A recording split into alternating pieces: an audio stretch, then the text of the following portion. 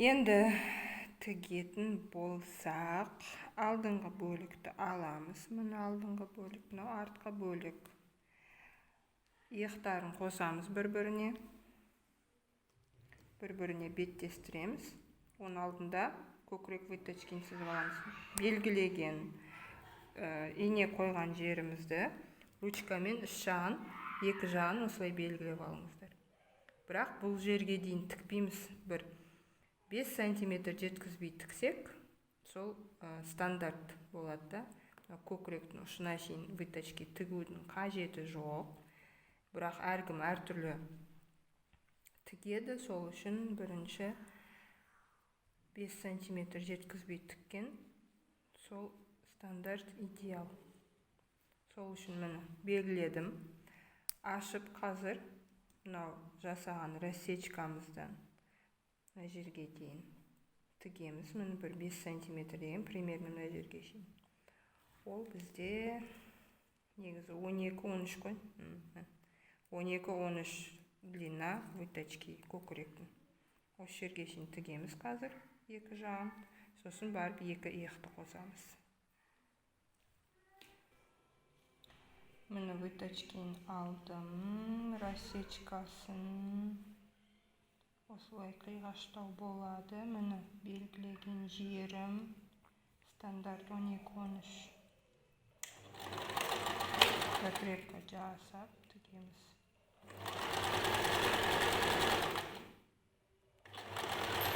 Екінші жағында дәл осылай тігіп аласыз.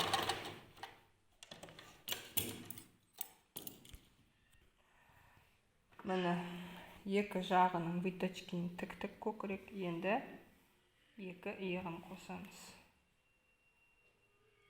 Иықтарын бір-біріне келтіреміз. Закрепкамен тігеміз. Тігіп оберлоктаймыз.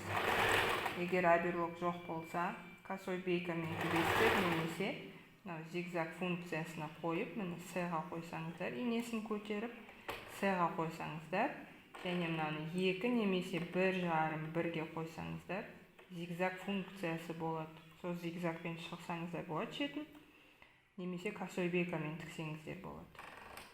Ал мен оберлоктап шығам.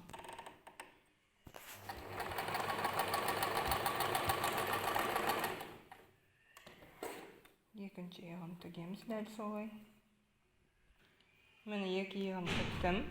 Енді екі жанын тігеміз. Екі жанын тіккенде сіздерде де осындай разница болып жатса, ештеңе етпейді. Бұл кең көйлек болғаннан кейін бұндай болады. Сол үшін мынау екі алды мен арты дұрыс келу керек. Бір-біріне жатқан кезде. Және де мынау жағы дұрыс болу керек. Мына жағын қазір қырқа саламыз. Және мына жағын артқы бөлігін қырқамыз. Екі жағын дәл осылай тігіп шығамыз. Мына екеуі бір-біріне сәйкес келсе болды. Егер бүйткен кезде сіздікі сәйкес келсе, онда осылай тігесіздер. Менікі міне артық болып қалады. Сол үшін мен бұны жылжытам төменге қарай.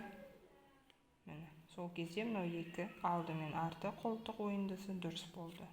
Осыны тігіп шығамыз да оберлоктаймыз.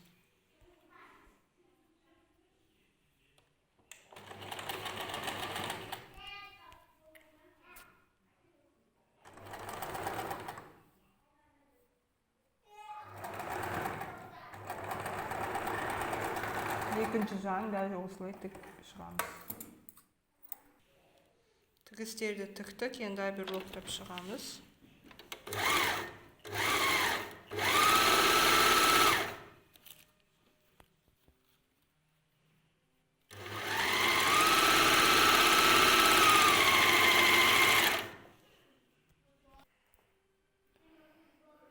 Міне оберлоктап алдық. Енді барлық тігістерін жақсылап үтіктейміз. Әр тігісті үтіктеп отырасыздар, сол кезде әдемі идеальный шығады. Көкірек, шетін алдына түйме тігетін жеріне дублерин жапсырып аламыз. 3-4 см полоска қырқып алдым. жабысатын жағын қойып, осылай екі жағына да жабыстырып аламыз. Бірінші жағына және мынау екінші жағына жабыстырып аламыз.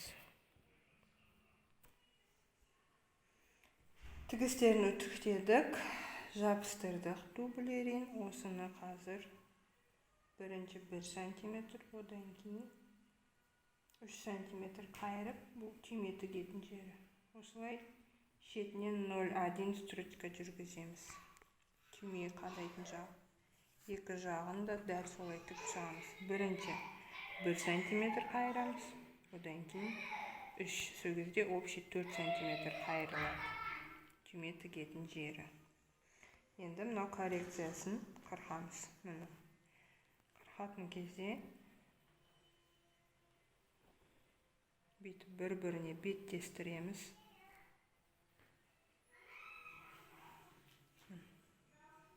Беттестірдік, сол кезде бірдей қырқылады.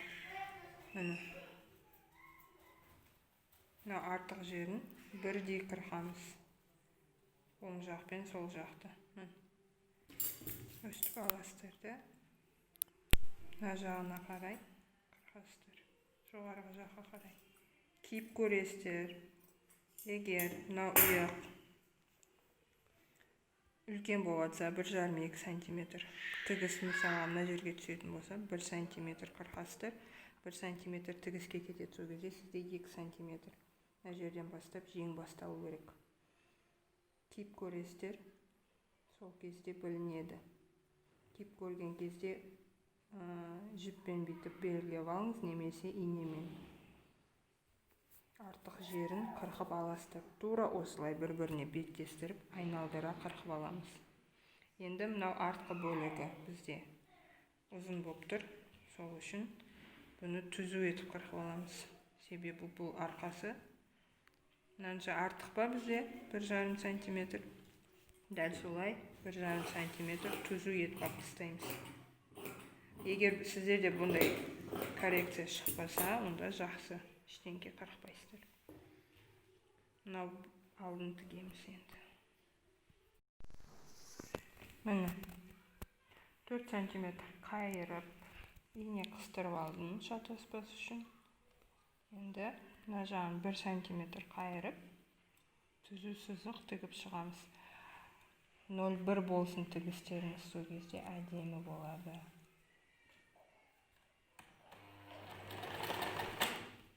0,1, 0,2.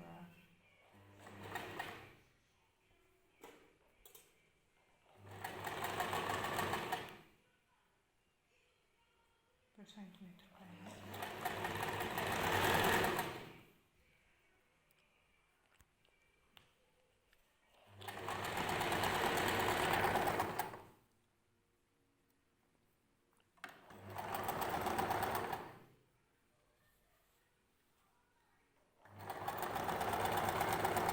Сол кезде общий 3 сантиметр болады да, ширинасы түйме тігетін полочкамыз.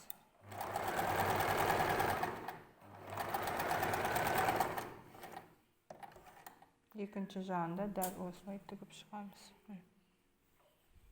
Одан кейін үтіктейміз. Бұны тіктік. Енді мынау бірінші желбезегін бірінші ярусын қосамыз. Ол үшін мынау бірінші ярусымызды бір-біріне беттестіріп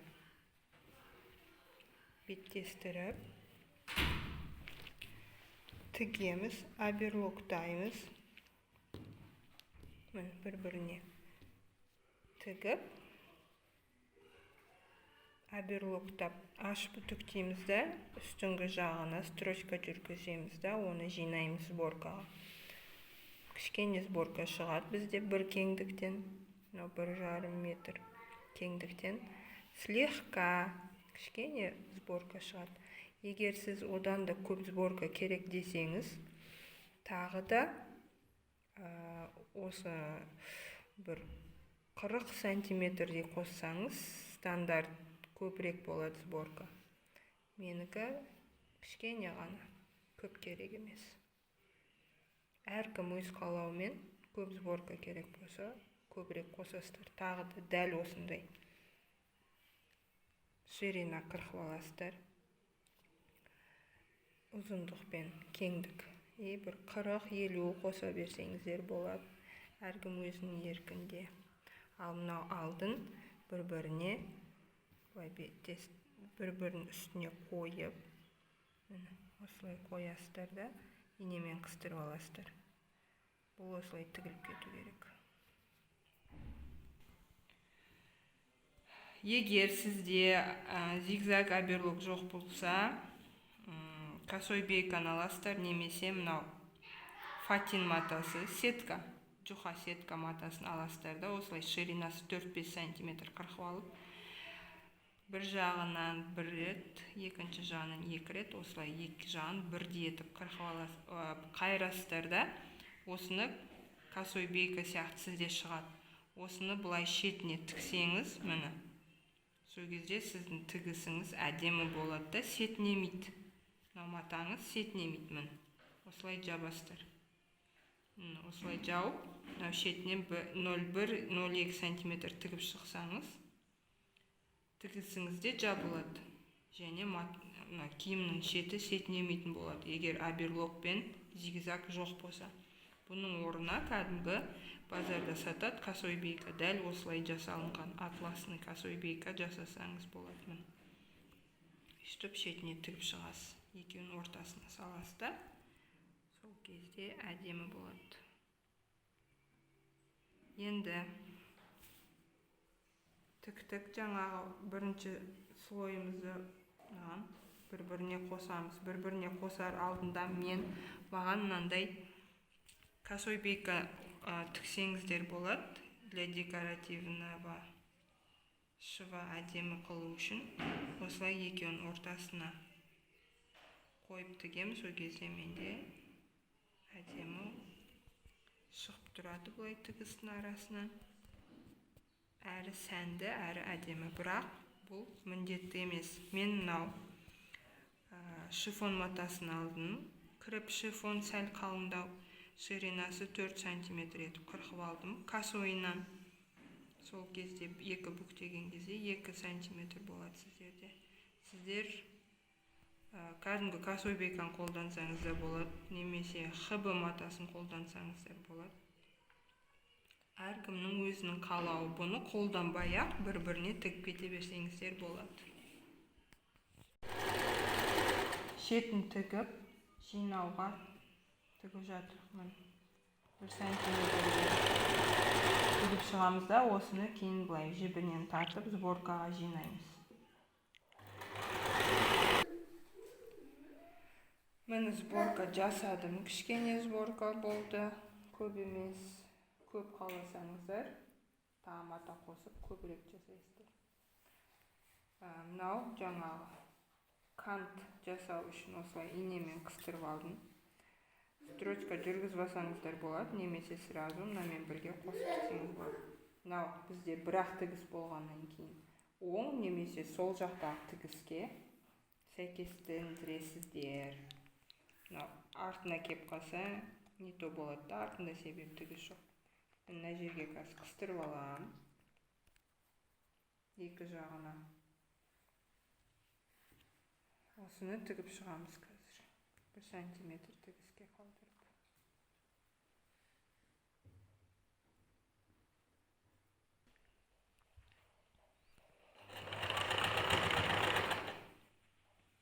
Сантиметр тігіске қалдырып тігеміз. Сборкасы желательно үстінде болған жақсы. Бұлай қыстырып қалып кетпейді. Көріп отырасыздар сборкасын сол үшін. Және де мынау тігісін көріп отырасыздар. Тігіс сыртта қалып кетпеу керек. Тігісі ішкі тігісінде қалып кетеді. Осылай 1 см айналдыра тігіп шығамыз. Одан кейін аберлоктаймыз.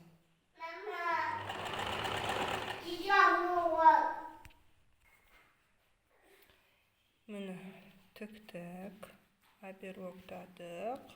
Енді астыңғы ярусын тігеміз. Дәл солай. Мынау косой бейкамызды екі бүктеп, қайттан қыстырып аламыз. Инемен осылай қыстырып аламыз. Үстінен астыңғы ярусын қайттан шетін тігіп, міне ол ярусымыз. Шетін тігіп, шеттерін тігіп, бір-біріне беттестіріп, шетін тігемізді, үстінен строчка жүргізіп, сборка жасаймыз. Қайттан дәл мынау сияқты тігеміз. Міне нажан аударғанда осындай шығады.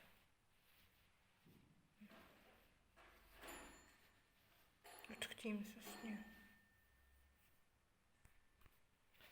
Міне ярусы, екінші ярусы бір-біріне беттестірем.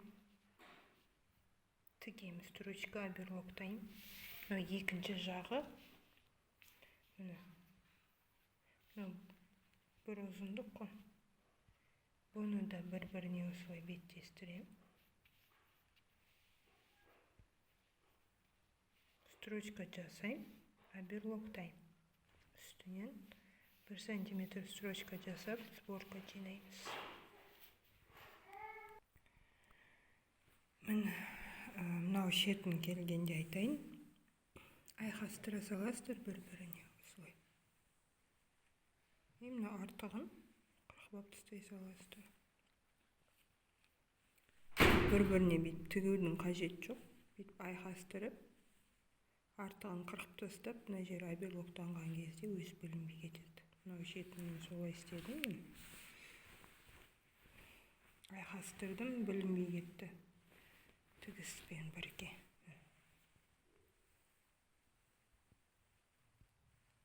Айқасқан. Сол кезде білінбей кетеді. Бір-біріне тігудің қажет жоқ та. Өмірді қиындатып дегендей. Айқасқан. Қазір киім болып киген кезде білінбей кетеді. Дәл осыны қайталаймыз.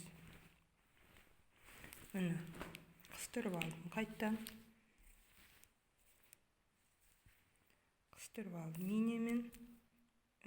Жаңағы екінші ярусымызды сборкаға жинап, қыстырып, тігіп шығып оберлоктаймыз. Міне екінші ярусын дәл осылай тіктік. Оберлоктаймыз қазір. Ашқанда осындай шықты. 1 сантиметр осылай шығып тұрады. 1 сантиметр, 0,7 сантиметр. Келесі қатарын дәл осылай тігеміз. Мынандай кантты қойып аламыз мынау астына. Одан кейінгі қатарды да дәл солай тігеміз. Барлық қатар бірдей болады.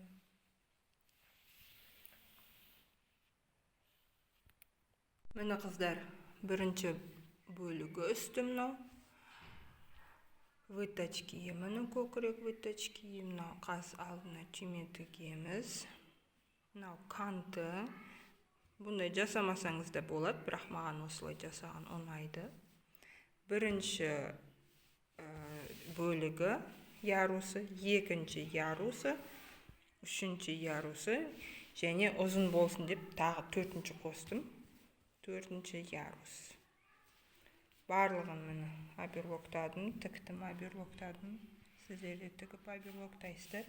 Барлық ярус бірдей тігіледі, тек мынау көлеміне байланысты. Ең біріншісі жалпақ 40 сантиметр жасадым, бөкседен сәл түсіп тұрады. Әр ярусқа ұзындықтан қостым мен 70 сантиметрден. Сол кезде міне осындай слегка сборка болады. Бұдан көп сборка жасайтын болса, жасағыларыңыз келсе 70 болса, 1 метр, 1,30, 1,20 қоссаңыздар болады. Мынау ұзындығына да, бұлай ұзындығына. Ал мен әр ярусқа 70 қосқанда, міне. Мынау бірінші ярус, ол матаның барлық кеңдігі, яғни 1,50. Мынау екіншіге 70 қостым бұлай ұзыннан. нағанды тағы 70 қостым, нағанды 70 қостым. Сол кезде осындай слегка сборкалар болды. Но бұның өзі нормальный. Ал бірақ одан да көп жасайым десеңіздер, шифоннан болса да көп жасайым десеңіздер, бір-бірде 20 қосасыздар. Ал 70-тен осындай сборкалар шықты. Енді жеңін тігеміз. Жеңін тігу үшін біз бір-біріне беттестіреміз.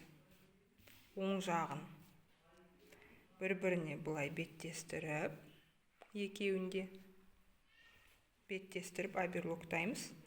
Мына жерде бір 7-8 сантиметр жеткізбей қалдырамыз, себебі мына жерінде қазір біз несін тігеміз, манжетасын тігеміз. Сол үшін мына жерде немесе 5 сантиметр қалдырсаңыздар болады, бірақ 8 или 10 стандарт. Тіктім мені. Мынау жағын қалдырдым, 8-10 сантиметр. Ашып оберлоктаймыз. Мына жерге дейін 2 бөлек оберлоктайсыздар, одан кейін бірге оберлоктасаңыздар болады, немесе ашып оберлоктасаңыздар болады.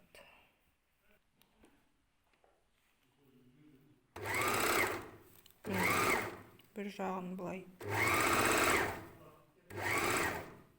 Мына жерге дейін ашып.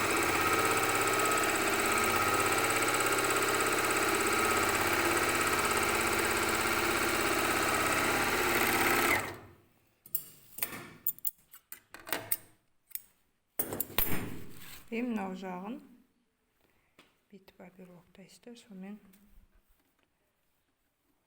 болады осылай. Немесе екеуінде ашып оберлоктасаңыз болады.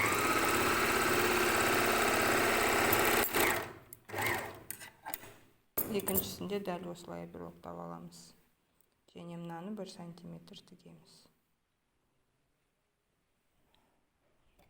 Міне 1 сантиметр жаңағы ашық жерімізді 1 сантиметр етіп тігіп аламыз. Манжетаның қасындағы жыры, қолы сыю үшін осылай тігеміз. Мына жерін ашамыз.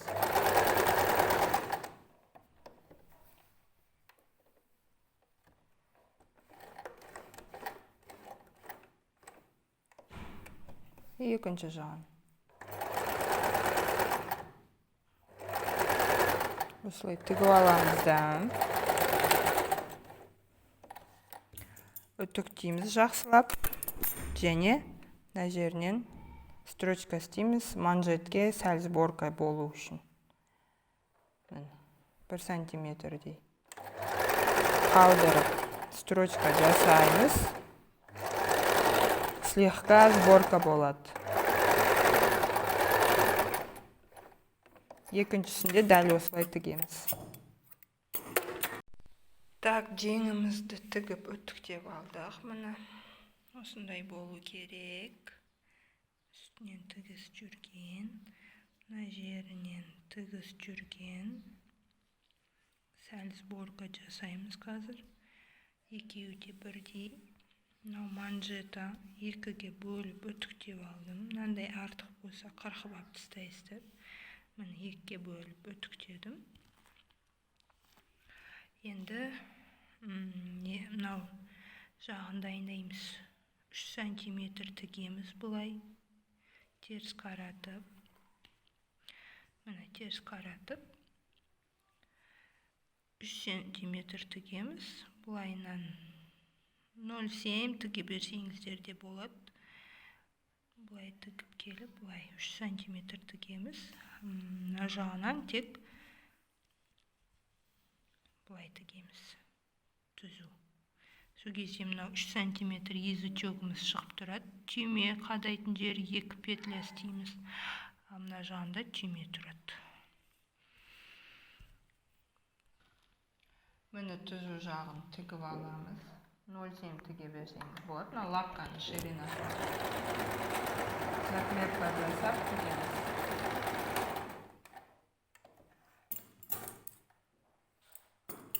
мынау жағын енді міне 4 сантиметр өлшеп алдым. Бұл жағын 1 сантиметр. Бұлай бастайсыздар да. Сызған жерінен бастап 1 сантиметрге закрепка жасап, бұрышқа дейін тігесіздер. 0,7 сантиметр қалғанша бұлай қиғаш етіп бір стежок жасайсыздар. Сосын лапканы қайттан көтеріп, түзу сызық тігесіздер.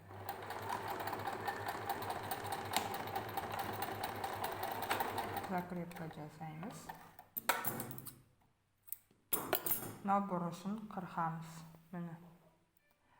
Осындай болу керек. Міне бұрыш сол кезде мынандай бір стежок жасасаңыздар, бұрыш әдемі шығады. Міне осы бұрышын қырқамыз. 1-2 миллиметр жеткізбей. Міне осылай қырқамыз. Және де мынау бағана жасағанға рассечка жасаймыз. Осындай рассечка жасадық. Енді аударамыз. Екіншісін дәл осылай тігесіздер. Аударғанда мынандай болу керек. Мынау жақта түзу жағы түйме тұратын. Ал мынау язычогы бұрыштарын инемен шаншып шығарасыздар. Инемен шығарамыз.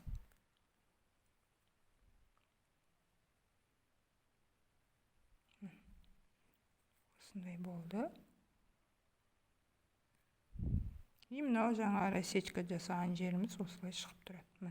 Осындай язычок шығу керек сіздерде. Енді бұның жеңіне тігеміз. Енді жеңіне тігетін кезде мынау оң жең, мынау рассечкасы. Мынау рассечкасы алды. Мынау оң жең. Мынау рассечкасы алды. Сол жең. Язычоктары бұлай тұру керек. Инемен қыстырдым бір жағын. Язычогы бұлай болады. Бұлай айналдыра қадайсыздар. Мынада петля болады. Қазір қыстырып алдым инемен. Сборка жасадым. Мынамен бірдей етіп. Манжетімізбен бірдей етіп. Екі жағынан инемен қыстырдым. Бір жағын бірінші тігеміз. Мына жерден строчка жасап 1 сантиметр. Сосын бұны тік болғаннан кейін аударып, мынаны қайырып ішіне тігеміз.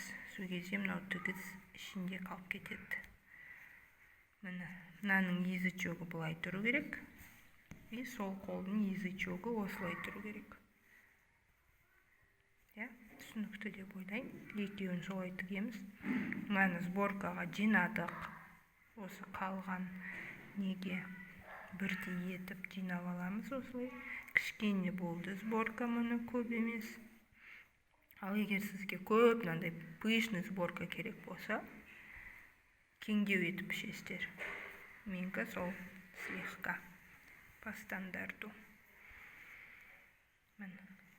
Слегка осындай сборка. Тігеміз мына жағын ашып. Міне сборкасы үстінде болған жақсы болады. 1 сантиметр тігізге қалдырып тігіп шығамыз.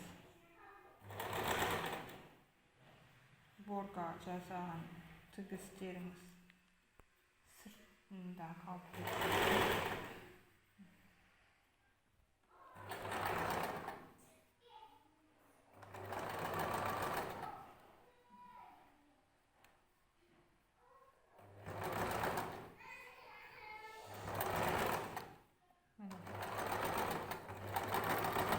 Закрепка жасап,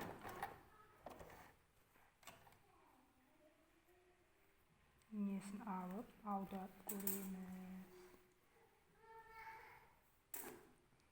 Міне, тігіс тігілді. Аударғанда осындай болады. мынау бұлай тігіледі. Енді осыны екінші жағын дәл осылай тігеміз. Екінші жеңін артқы жіптерін қырқпап тастаймыз да. Мынаны бұлай тігіп шығамыз. Қайырып 1 сантиметр. 1 сантиметр қайырып көктеп аласыздар. Мен сразу тіге беремін. Көктеп осылай. Мен сол кезде осындай аккуратный жең шығады. Екі жағынан да көрінбейді. Мынау тігіс ішінде қалып кетеді. Қазір екінші жағын дәл осылай тігіп аламыз. Одан кейін мынаны үстіп тігеміз. Мені қайырдым. Енді үстінен 0,2-0,1 сантиметр миллиметр тігеміз.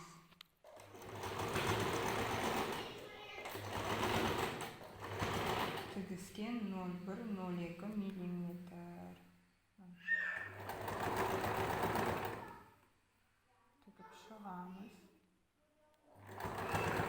Сол кезде тігісі шетінде әдемі болады.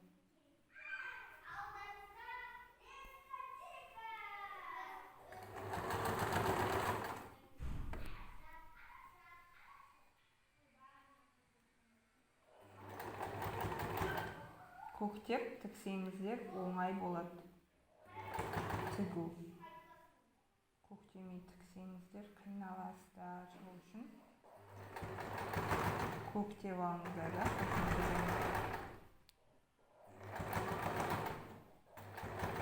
Шетке келгенде закрепка жасаймыз. Артқы жібін алып тастаймыз. Мені осындай манжет шықты. Мені науқас бұлай келеді да. Осындай рубашкалы манжет шықты. Екіншісінде дәл осылай тігеміз. Енді жеңді көйлекке тігеміз. Ол үшін бізге мынау жоғарғы жағына строчка жүргіземіз. Кішкене сборка жасауға. 1 сантиметр тігіске қалдырып, екі жеңді де осылай тігіп шығамыз. Мені тігіп шықтық. Бұны осындай ғана сборка жасайсыздар. Қатты жасамайсыздар. Бұл жеңге әдемі форма беру үшін жасалады. Әйтпесе жеңнің формасы шықпайды. Сол үшін обязательно осындай тігіс жүргізесіздер. Енді осыны көйлекке тігеміз. Екінші жағында үстіп жинап аласыздар. Осындай жеңнің формасы шықты. Екіншісінде дәл осылай жасаймыз. Енді көйлекке тігеміз. Мені жеңін, оң жеңін оң жаққа, сол жеңін сол жаққа қыстырып аламыз инемен. Енді мынау шетін 1 сантиметр тігіп шығамыз. Мынау жең үсті жағында болу керек, себебі мынау тігісті сыртта қалдырып кетпес үшін сыртқы жағына. Сол үшін мынау жеңі үстінде болу керек. Осыны тігіп, оберлоктап үтіктейміз.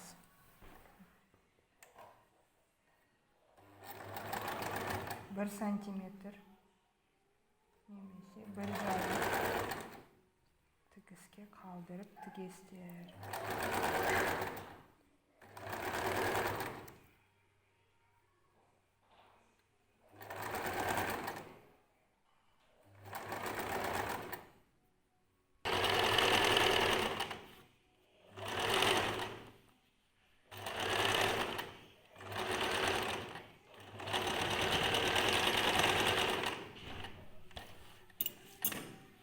Екінші жеңін дәл осылай тігіп шығамыз және оберлоктаймыз.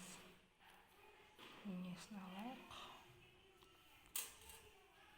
Міне тігілді. Енді оберлоктаймыз. Міне жеңін тіктік, оберлоктадық. Жақсылап үтіктейміз. Тігілген және оберлоктанған. Енді жағасын тігеміз. Жағасын. Бірінші стойкамызды мына сызығы бойынша тігіп шығамыз. Мына жерден бастап былай мына жаққа шейін артығын аламыз. Мынау жерін аккуратный, овальный шығу үшін өстіп қолмен жайлап асықпай тігесіздер. Сол кезде әдемі бірдей болып шығады екеуі, екі жағы. Екінші жағында сызып алсаңыздар өздеріңізге оңай. Мен былай тігіп көремін. Бірдей шығады деген үміттемін. Осы жерін әсіресе мұқият тігіп шығасыздар. Қолмен бұрап, осылай жай ғана. Тез қатты тігіп жүрсеңіздер қисық болып кетуі мүмкін. Енді мына жағын қазір тіге беремін. Екінші жағына тігіп шығамыз.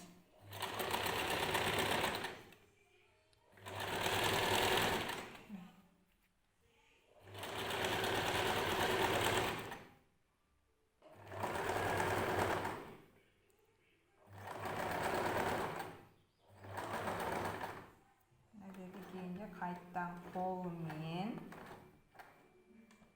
лапқаны көтеріп отырып тігесіздер. Тігесе тура мынау формасы шығады да. Әйтпесе зырылдатып тігіп шықсаңыздар формасын жоғалтып қисық бұрыш болып қалады. Сол себептен осылай закрепка жасайсыз. Енді мынау 1-2 миллиметрге дейін қырып тастаймыз артығын.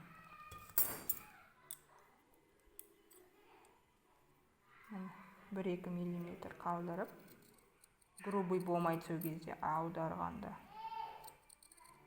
Өстіп айналдыра қырып шығасыздар.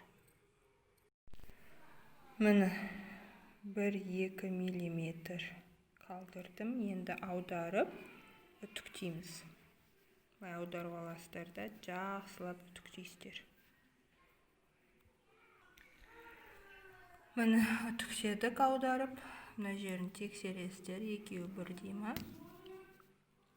Міне бірдей.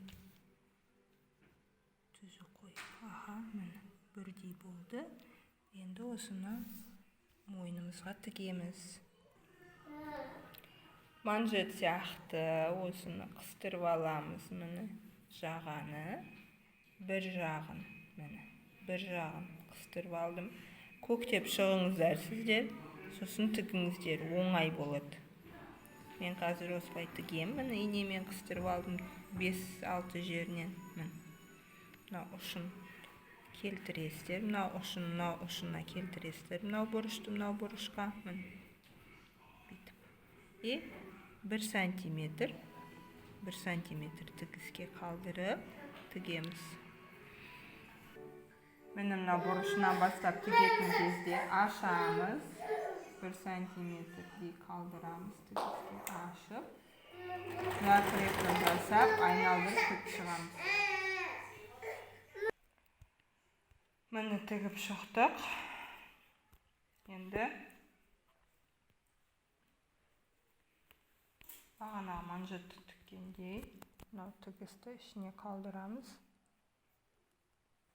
Мынау жағынан 0,1 сантиметр тігіп шығамыз. Сол кезде мынау тігіс ортасына қалып кетеді. Сол кезде осындай аккуратный воротник шығады.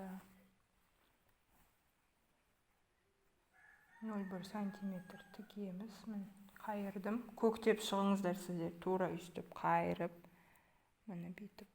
И көктеп шығыңыздар. Сол кезде оңай болады тігуге. 0,1 сантиметр.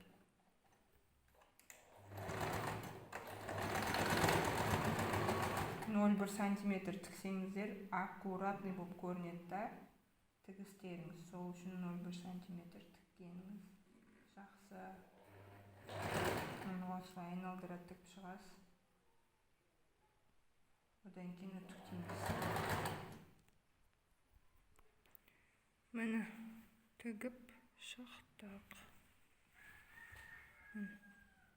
Мына үш жағы.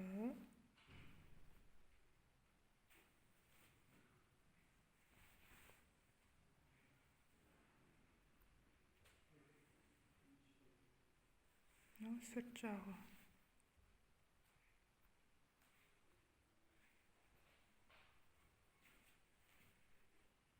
Осындай аккуратный шығады.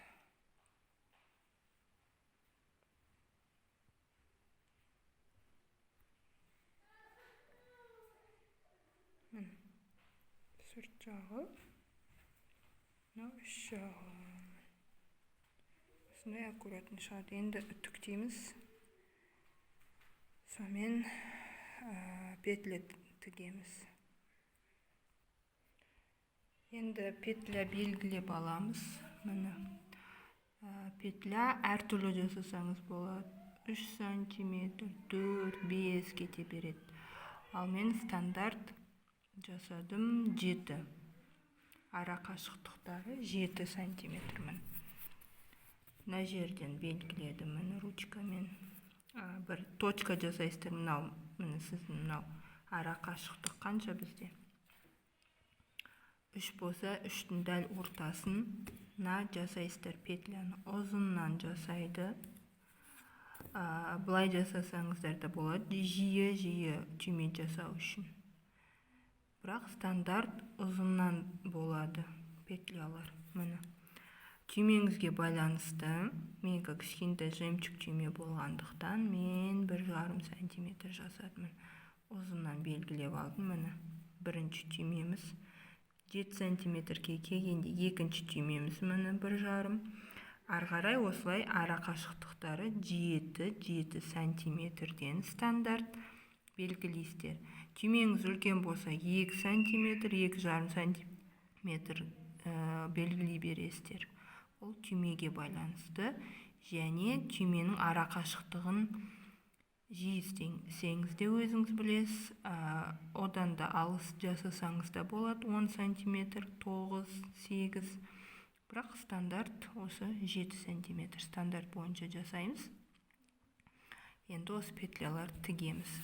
Және манжеттің петляларын да, манжеттің петлялары бұлай түседі. Бұлай түсірсе де болады, бірақ манжетке бұлай түседі. Көлденең түседі. Бұл да 1,5 сантиметр түймеге байланысты. Екеуінің ара қашықтығы 2-2,5 сантиметр. Қаласаңыз 3 істеңіз, қаласаңыз 4 істеңіз. Әркімнің өзінің қалауы. Менікі 2 сантиметр екеуінің ара қашықтығы және 2 түйме жасадым. 2 петля жасаймыз. Кішкене осылай. Ақ болса матаңыз, кішкене ғана ручкамен белгілеңіз. Ал негізі өшіп кететін ручка сатылады. Сомен белгілесеңіздер тіптен жақсы. Себебі қалып қалуы мүмкін да ручка. Сол үшін осылай жасасаңыздар болады. Петля тігі үшін, егер машинкаңыз осындай болса, петля тігетін функция қоясыз. Екінші құлағы андай петля тігетін функцияда тұрады. Мынаны өзге мынаған қарайсыздар ғой, петля тігетін функциясы.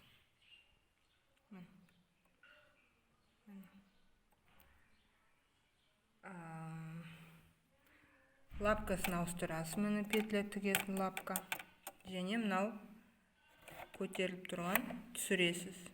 Бұл артқа алдыға жасап береді.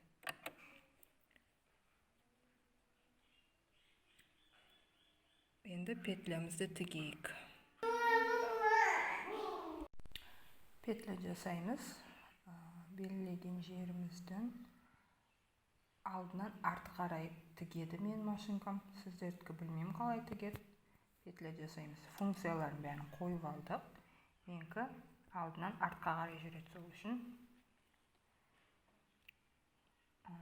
алдынан қарай, артқа қарай жылжытып тігеміз. Тек қана өйстіп матаңызды, манжетіңізді ұстап отырасыз. Петля өзі жасап береді. Қатты жылжытпаңыздар, қосылып қалады петля жасап жатқан кезде.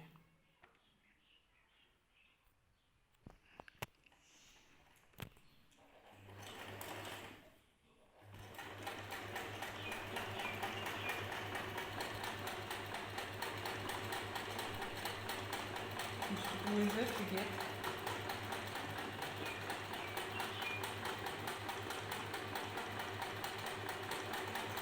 Тек қисық болып кетпесін деп ұстап отырасыздар.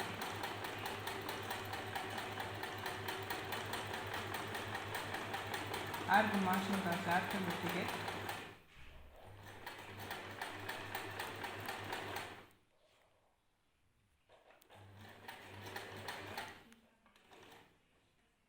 Мынаны мен жылжытамын, сол кезде бұл алдыға қарай тігеді. Сіз еркін, білмеймін қалай тігетін. Енді алдыға қарай тігеді.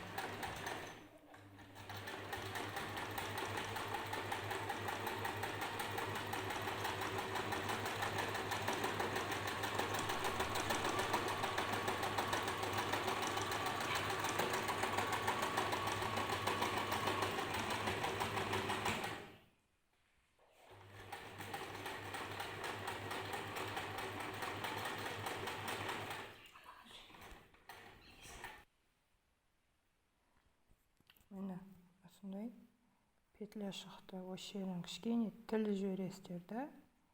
Сонымен мына жағына түйме қадап, сонымен дайын. Барлық петляны осылай жасап шығамыз. Алдыңғысында, екінші манжетінде осындай петля жасап шығамыз да, түймелерін тігіп шығамыз. Сонымен көйлегіміз дайын болады. Екінші манжеті петлясы осындай әдемі болып шықты. Барлық петлясын тігіп болдық. Енді бұлай қойып, түймелерін тігіп шығамыз. Белгілеп алып тікесіздер. Бұны ортасына қойып, түймелерін тігіп шығасыздар. Егер бұндай функция болмаса, тек қана зигзаг болса, осындай майда зигзагқа қойып, осылай тігесіздер.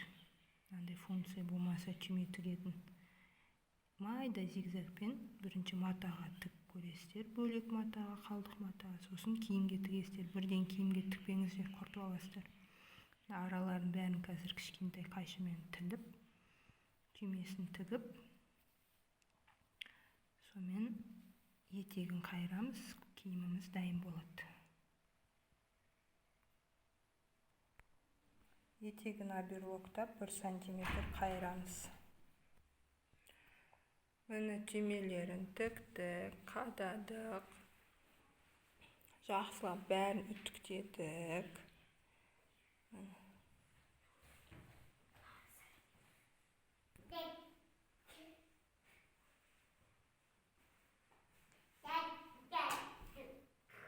Міне қыздар,